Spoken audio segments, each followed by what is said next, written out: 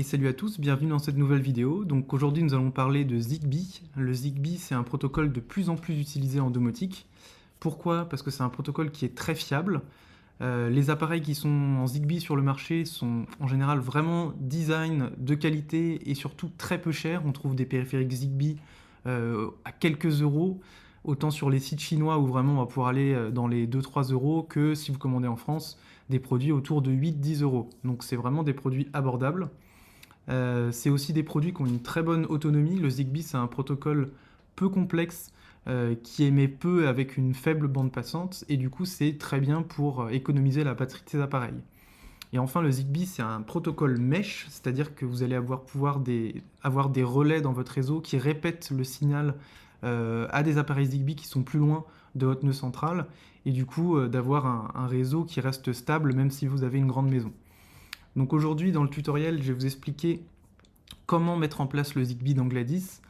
On va utiliser l'intégration Zigbee to MQTT qui permet de s'interfacer avec une clé USB Zigbee. Voilà. Donc pour ce tutoriel, moi j'ai acheté une clé USB Zigbee Sonoff 3.0 que j'ai acheté sur Domadou. Voilà, elle est listée à 11,99 €. Donc c'était une clé USB vraiment abordable qui a l'avantage d'être déjà flashée. C'est-à-dire que certaines clés USB, quand vous les achetez sur d'autres sites, par exemple sur eBay, il y en a pas mal, l'inconvénient c'est que vous devez les flasher vous-même, mettre le firmware vous-même.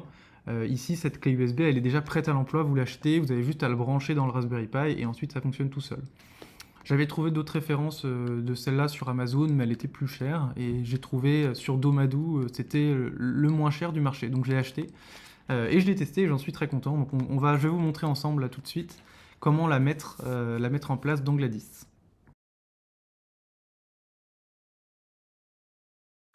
Donc ici on se retrouve dans l'interface de Gladys, on va aller dans l'onglet intégration et vous voyez ici vous retrouvez toutes les intégrations qu'on peut ajouter dans Gladys.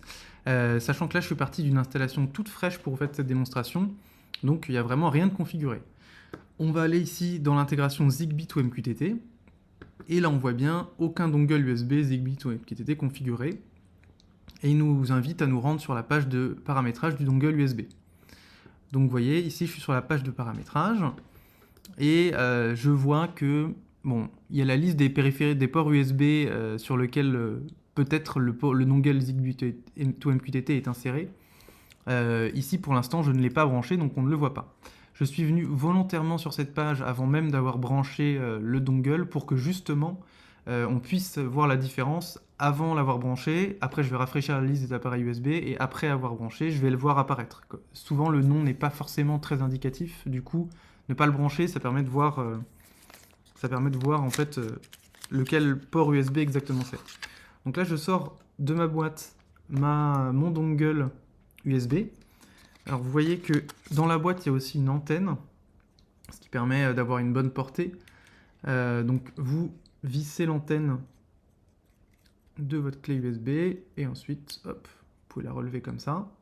Et là ce qu'on va aller faire, c'est qu'on va aller brancher cette clé USB sur votre Raspberry Pi. Donc là j'ai mon Raspberry Pi et ma clé USB Sonoff que je vais tout simplement aller brancher sur un des ports USB du Raspberry Pi. Donc là j'insère hop le dongle USB et maintenant on va aller retourner dans Gladys pour voir s'il est bien apparu dans l'interface. Maintenant on va aller rafraîchir la liste des appareils USB, je clique là et là je vois bien que l'appareil est apparu. On avait juste celui-là avant et maintenant on voit celui-là qui correspond bien à mon dongle USB Zigbee. Donc ce que je fais, je clique dessus et je fais sauvegarder. Donc là ça me dit le dongle USB Zigbee to MQTT est configuré. Maintenant il va falloir configurer l'intégration. Pourquoi configurer? En fait, comme je vous le disais, on utilise un logiciel externe qui s'appelle Zigbee to MQTT qui s'installe sous la forme d'un container Docker. Et Gladys, en fait, installe ce container Docker de manière automatique. Vous n'avez rien à faire, c'est vraiment juste dans l'interface. Mais il faut le faire et il faut que ça s'installe. Donc on va le faire ensemble. Je vais pouvoir me rendre dans l'onglet configuration et on va pouvoir aller installer le logiciel Zigbee to MQTT qui va donc être lancé par Gladys en tant que conteneur Docker à côté de Gladys. Et les deux en fait vont communiquer en MQTT. Donc on va dans l'onglet configuration et là vous pouvez cliquer sur activer Zigbee to MQTT. Hop. Donc vous cliquez et ensuite ça va prendre entre environ 5 et 10 minutes pour que Gladys puisse installer Zigbee to MQTT. Ça prend un peu de temps parce qu'il faut télécharger le logiciel et suivant du coup la vitesse de votre connexion internet et la puissance de votre Raspberry Pi, ça peut prendre plus ou moins de temps. Là je vous conseille vraiment d'attendre. Vous allez voir les services qui vont apparaître ici au fur et à mesure, voilà. Sachant que si au début il y a une croix rouge qui donne l'impression que ça ne marche pas du tout, c'est surtout parce qu'au début il faut le temps à ce que le service démarre avant que Gladys puisse s'y connecter. Donc on attend tranquillement et une fois que tout est bon, on pourra commencer l'intégration de périphériques. Et voilà, au bout de quelques minutes, on voit que Zigbee to MQTT est bien configuré. Donc Gladys a lancé deux containers, un container MQTT, donc c'est un serveur Mosquito, et un container Zigbee to MQTT, et elle arrive à communiquer avec les deux. Du coup, maintenant qu'on a fait ça, on va pouvoir prendre un appareil Zigbee et essayer de le connecter à Gladys. Donc dans ce tutoriel, je vais vous montrer comment ajouter un bouton Xiaomi. Je ne sais pas si vous les connaissez, ça c'est des petits boutons en fait qui reconnaissent différents types de pression. Ça fonctionne avec une petite pile qui dure hyper longtemps. Moi celui-là je l'ai depuis plusieurs années et la pile est toujours pas morte. Et vous pouvez le coller sur n'importe quelle surface, hein, il y a de l'adhésif à l'arrière. Et ensuite après vous pouvez utiliser ce bouton pour déclencher des scènes dans Gladys, euh, ou enregistrer plus ou moins n'importe quoi, l'objectif étant de recevoir dans Gladys l'information que le bouton a été pressé, donc avec un clic, un double clic, une longue pression, on peut détecter différents niveaux de pression. Donc là on va pouvoir se rendre dans découverte Zigbee, et alors là il y a deux façons de faire l'appairage, soit l'appairage on le fait directement dans Gladys, soit on le fait dans l'interface d'appairage de Zigbee to MQTT. Alors il faut savoir qu'il y a une interface que propose Zigbee to MQTT, comme on l'a installé, qui est disponible donc sur la même adresse que votre Raspberry Pi. Donc là, c'est le domaine sur mon réseau local. Mon Pi, il est disponible à raspberrypi.local, mais ça peut être juste l'IP de votre Raspberry Pi. Et là, vous mettez 8080, et ensuite vous arrivez sur l'interface de Zigbee to MQTT. Donc là, en fait, on peut faire plus ou moins la même chose que dans Gladys. Là, on a rajouté en fait les boutons qui sont dans Zigbee to MQTT, mais dans Gladys, si vous voulez faire tout dans Gladys, c'est possible. Mais si vous voulez un peu plus avoir un peu plus d'informations, vous pouvez aller dans l'intégration Zigbee to MQTT, et là, vous aurez vraiment toutes les informations détaillées. Donc si on veut, on peut cliquer sur autoriser l'association ici, ce qui va l'activer aussi ici. On peut le faire aux deux endroits, hein. Donc là, par exemple, je clique sur autoriser l'association. Et là, hop, on a vu une notification, ça y est, l'appairage est en cours. Et là, ensuite, alors il me semble que sur ce périphérique, il faut appuyer sur un petit bouton pour pouvoir l'appairer. Alors il y a un petit bouton à l'arrière, et ce qu'on va faire, c'est qu'on va aller appuyer, je vais aller chercher une petite tige pour appuyer sur le bouton, et ensuite le voir dans Zigbee to MQTT. Donc là, vous voyez, j'ai mon petit bouton Zigbee, et en fait, à l'arrière, il y a une sorte de petite tirette ici qui sort, qu'il faut aller tirer, pour après ensuite, alors, je vais le faire sans casser l'appareil.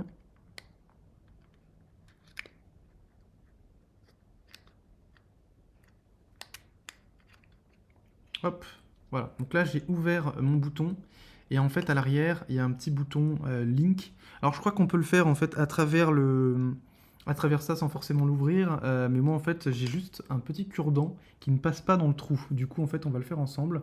Je vais cliquer ici sur le bouton Link, et il faut rester appuyé 5 secondes. Donc je vais rester appuyé, et normalement après je vais voir ce bouton Xiaomi apparaître dans mon interface.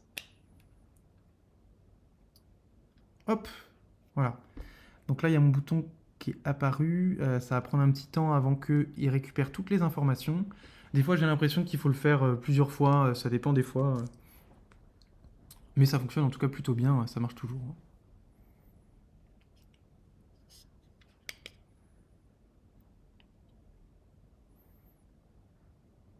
Hop, voilà. Donc ça y est, mon bouton Xiaomi a bien été détecté, on peut le voir ici. Et c'est exactement, vous voyez, c'est bien ce bouton Xiaomi. Donc Zigbee to MQTT a bien compris ce que c'était.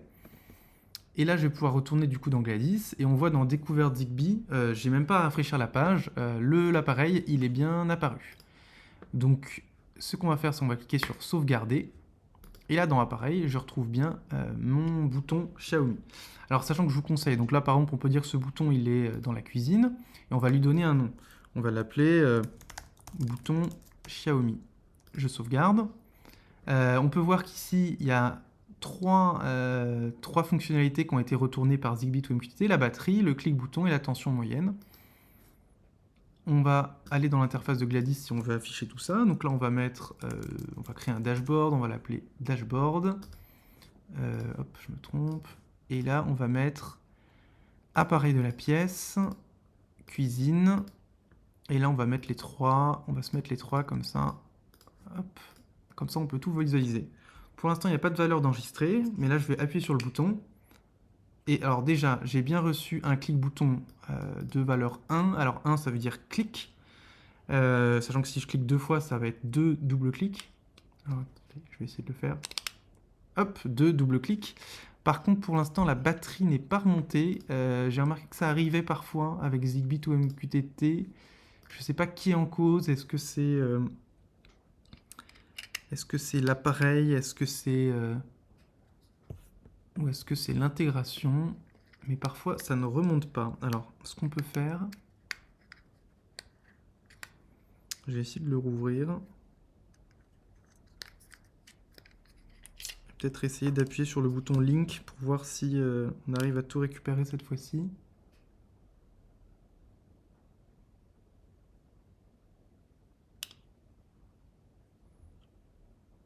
Ah, alors cette fois-ci, ça a fonctionné. On a bien récupéré la batterie. Donc il y avait peut-être eu un problème lors de la première configuration. C'est pas grave. Donc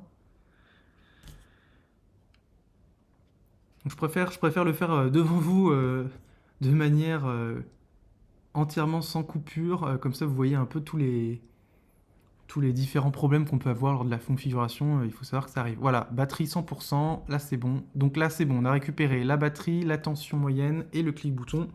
Donc c'est bon, on a réussi à l'appairer. Vous voyez, des fois, il suffit d'un appairage un peu foireux pour que ça fonctionne plus après. Mais là, c'est bon, on a tout récupéré. Donc là, je viens d'intégrer ce petit bouton Xiaomi, sachant que chaque appareil a son processus d'appairage. C'est-à-dire que c'est propre au constructeur d'implémenter telle ou telle façon d'impairer le device.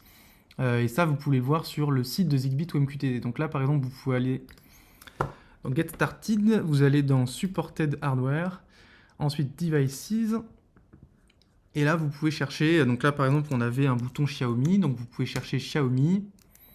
On va chercher le bouton qu'on avait. Il est un peu plus bas, je crois. Et exactement, il est ici. Et là, on peut voir, il y a un onglet, il y a un paragraphe pairing, et là, ils disent exactement appuyer sur le bouton pendant plus ou moins 5 secondes jusqu'à que la LED bleue commence à clignoter. Et voilà, c'est ce qu'on avait fait, donc c'est exactement ce qu'il fallait faire. Après, suivant d'autres périphériques, par exemple, moi, juste avec moi, j'ai un autre appareil, j'ai celui-là, j'ai le Aqara température. Il va falloir faire pareil, donc là, il va falloir appuyer sur le bouton Reset pendant plus ou moins 5 secondes. C'est le processus de ces Xiaomi. Si vous voulez, on peut le faire ensemble, comme ça, vous voyez cet appareil Xiaomi dans Gladys.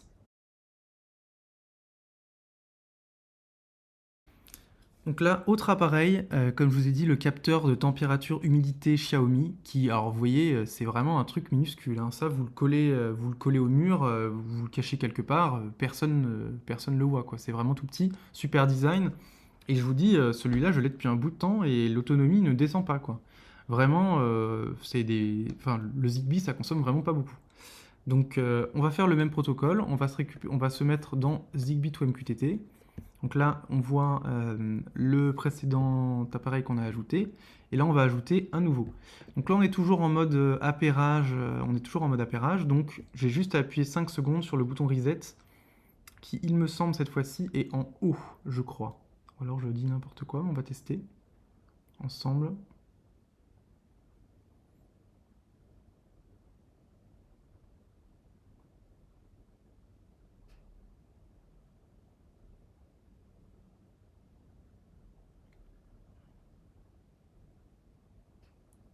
Hop. Donc ça a fonctionné. Je suis resté 5 secondes appuyé sur le petit bouton qui est en haut, là, vous voyez. Alors, sachant que je vous ai pas dit les prix de ces appareils, mais ces appareils, je les ai achetés il y a quelques années. Je les ai achetés, je crois, sur les sites chinois. Je saurais plus dire Banggood, AliExpress, ce genre de sites. Et ça m'avait coûté vraiment... on est entre 5 et 10 euros, quoi, maximum. Sachant que c'était il y a quelques années, à voir l'évolution des prix, mais on est vraiment sur les appareils qui sont pas très chers.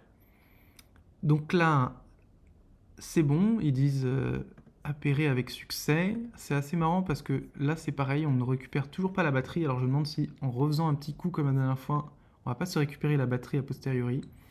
Mais je l'avais déjà connecté celui-là et j'avais jamais eu la batterie. Donc il y a moyen que celui-là ne gère pas la batterie. À l'époque, peut-être qu'ils n'implémentaient pas cette fonction sur celui-là en particulier.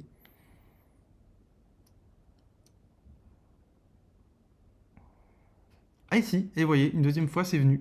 Bah non, bah c'est moi qui ai dit n'importe quoi. La batterie fonctionne bel et bien avec celui-là. Donc maintenant je vais retourner dans Gladys, je vais aller dans intégration, Zigbee to MQTT, découverte Zigbee, et là on voit, donc celui-là c'est déjà créé, c'est celui qu'on a mis dans la cuisine, c'est le bouton, et celui-là c'est température, humidité. Donc on va l'appeler capteur salon par exemple, lui on va dire qu'il est dans le salon, et on va faire sauvegarder. Je vais dans appareil, je récupère, donc là j'ai bien les deux, et là ici on va ajouter une nouvelle box sur le dashboard, on va mettre appareil de la pièce, on va mettre salon, et là on va mettre tout ce qu'il y a, comme ça, on affiche tout dans Gladys. Hop, voilà. Donc là on voit que le capteur, il dit 22 degrés, alors ça me paraît un peu, ça me paraît un peu beaucoup, je pense que le fait de le tenir dans mes mains, ça n'a pas... Je pense qu'il fait 20 degrés là, mais voilà. Ça nous donne la température, l'humidité, même la pression atmosphérique, ça j'avais oublié qu'il le faisait, la batterie à 100% et la tension moyenne. Donc vous voyez, le Zigbee, c'est un protocole qui est... Vous avez vu, en quelques minutes, on a fait l'appairage. Bon, il y a eu des petits couacs, mais bon, c'est un peu toujours les aléas de la domotique. Mais vous voyez, en quelques minutes, on a ajouté des périphériques, sachant que, je vous ai dit, le dongle USB, il est à 11,99, donc c'est un dongle vraiment abordable. Sachant que je l'ai vu même parfois, moi en tout cas je l'ai acheté, il y avait une promo, il était à 8 euros. Donc pour dire que c'est vraiment du matériel abordable, tout en étant du matériel de très bonne facture. Et on a des capteurs qui sont en dessous des 10 euros, ce qui est vraiment pour moi abordable. Alors là pour l'instant j'ai fait que la partie capteur, mais bien sûr Zigbee, vous pouvez aller sur le site de Zigbee to MQTT, vous pouvez voir, il y a vraiment, eux ils disent 1937 appareils, donc c'est quand même beaucoup. Là vous voyez qualité de l'air, vibration, il y a beaucoup de capteurs, mais il y a aussi des actionneurs, donc ça va être des prises, là par exemple vous voyez une serrure connectée, qu'est-ce qu'on peut mettre d'autre? Ah oui, alors là j'ai tapé Xiaomi, ça me montre que du Xiaomi du coup, mais c'est aussi plein de choses, tous les appareils Philips Hue ils fonctionnent en Zigbee, là par exemple des switches pour mettre dans les prises murales, qu'est-ce qu'on va avoir d'autre? Des spots, je le parcours avec vous comme ça vous voyez un peu l'étendue des possibilités, mais bien sûr je vous invite à aller sur le site de Zigbee to MQTT pour voir tout ça. Mais vraiment, c'est tout un écosystème domotique qui s'offre à vous, qui est vraiment très large. Vous voyez des sirènes d'alarme, water leak detector, les ampoules en tout va, hein. Tout ce qui est Philips Hue sera compatible, hein, bien sûr.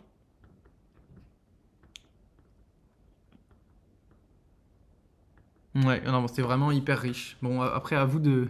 Je vais pas tous les faire, mais comme vous voyez, il y a vraiment beaucoup d'appareils. Et le dénominateur commun, c'est que vraiment, en général, je trouve que c'est des appareils qui sont de bonne qualité, tout en étant en général abordables, étant donné que le Zigbee est un protocole ouvert que n'importe quel constructeur peut implémenter. Donc vraiment, la concurrence est libre et tout le monde peut créer des appareils Zigbee de tout type. Donc voilà pour cette vidéo, j'espère que en tout cas vous avez bien compris comment ça fonctionne. J'espère que vous avez bien vu un peu les possibilités qui étaient offertes par le Zigbee. J'aimerais remercier en tout cas les gens qui ont travaillé sur cette intégration. C'est pas moi du tout qui ai codé cette intégration et c'est la première fois que je la teste. Et il faut dire que je suis vraiment surpris par le travail qui a été fait. C'est vraiment... Enfin, ça fonctionne super bien, quoi, il n'y a rien à dire. Et, euh, et c'est vrai que contrairement, je trouve, à d'autres protocoles comme le Z-Wave par exemple, je trouve que c'est un protocole qui est hyper fiable, qui est surtout moins cher et plus abordable pour quelqu'un qui n'a pas envie de mettre directement des milliers d'euros dans son installation. Là, on voit avec 20 euros, on peut avoir la clé, un capteur et commencer à tester le Zigbee chez soi, quoi. Donc c'est vraiment, hop, on a vu que là les valeurs sont mises à jour en temps réel, l'humidité et la température a changé. Donc voilà. Sachant que bon, je vous ai pas montré, mais bien sûr après, tout ce qu'on vient de faire ici, on peut l'utiliser après dans Gladys. C'est-à-dire que si là je veux créer une scène, que là je veux mettre température, alerte, je sais pas. Donc là je vais dans déclencheur, je mets changement d'état de l'appareil. Ici je prends capteur température. Et là je mets supérieur ou égal à 25 degrés. Ou tiens, ou peut-être inférieur ou égal à 5 degrés. Je peux créer une alerte, là par exemple, où je vais dire, là je dis exécuter seulement si le seuil est passé, c'est-à-dire que là on veut faire une alerte qui se déclenche quand le capteur salon dit qu'il fait moins de 5 degrés. Dans le salon, c'est bizarre. On peut mettre moins, on peut mettre quelque chose de différent. Et en fait là, ça doit nous alerter uniquement quand le seuil est passé. C'est-à-dire que si le capteur envoie 4 degrés, 4 degrés, 4 degrés, 4 degrés, ça va pas vous envoyer 1000 fois une alerte, ça va le faire qu'une seule fois. Et là, on peut s'envoyer un message qui dit alerte, il fait froid dans le salon. Il fait froid dans le salon. Voilà, donc ça c'est un exemple, mais bien sûr, toutes les possibilités qui sont offertes par Gladys sont possibles avec ces capteurs Zigbee. Voilà, donc j'espère que ça vous a plu. N'hésitez pas en commentaire à mettre un peu vos réactions, vos questions. Et si vous avez des envies pour cette intégration, si vous avez des retours, n'hésitez pas à en parler sur le forum. Je pense que les développeurs de l'intégration seront ravis de vous répondre. Passez en tout cas une bonne semaine, et puis salut à tous.